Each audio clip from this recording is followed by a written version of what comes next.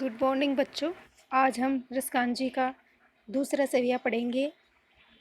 या लकुटी अरु कामरिया पर राज त्रिपुर को तजी डारो, आठ औषधि नौ निधि के सुख नंदी की गाय चराई बिसारो। इसमें कहते हैं रसकांजी भगवान श्री कृष्ण की प्रत्येक वस्तु तथा स्थान पर मोहित होकर कहते हैं कि श्री कृष्ण की लाठी व कंबल के लिए तो मैं तीनों लोकों के राज को भी त्याग सकता हूँ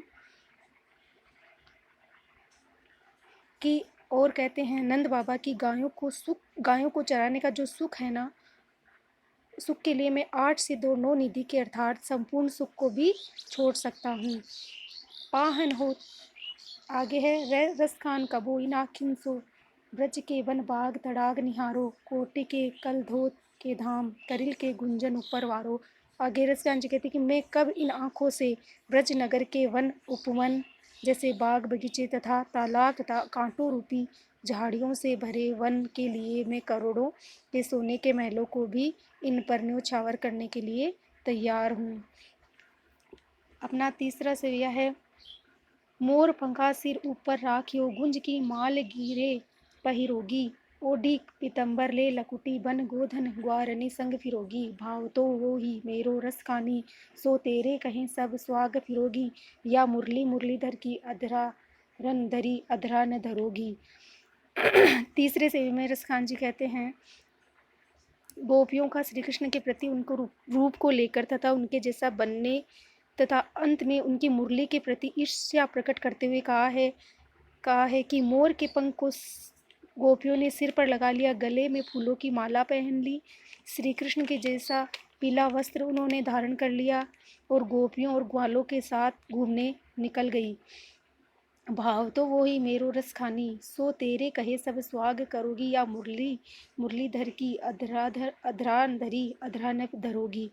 आगे रस खान जी कहते हैं चाहे तुम कितना भी स्वाग कर लो या कितना भी उनके जैसा बनने की कोशिश कर लो, मेरे को तो वही अच्छे लगते हैं, लेकिन तुम सब करने के बावजूद एक मुरली को अपने होठों पर नहीं रखोगी।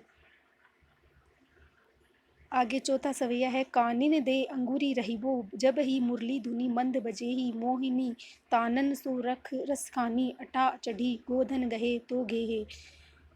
जब श्री कृष्ण की मुरली की आवाज़ सुनती है तब सभी गोपियाँ अपने अपने कानों में दोनों अंगुलियाँ डाल लेती है और उसकी मंद ध्वनि से मुरली की मंद मधुर ध्वनि में खो जाती है। सभी मोहनियाँ तान में मस्त हो जाती है और जो गायें हैं वह ऊपर अटालिका पर चढ़ कर के नाचने लगती है। टेरी कहो सिगरे ब्रज लोगिनी, को लही कोहू कितनो समुझे है, ता माई रीवा मुख की मुस्कानी, समारी न जे न जे जे। ये जो नीचे वाली पंक्ति है वो ऊपर आएगी।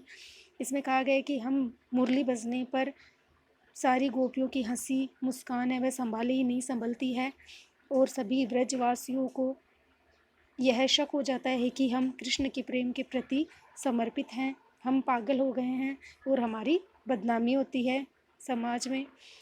इसलिए भगवान के प्रति इतना लगाव होने पर श्री रसखान जी ने ये दोहों की रचना की है। आप सभी को ये दोहें लर्न एंड राइट करना है। Thank you.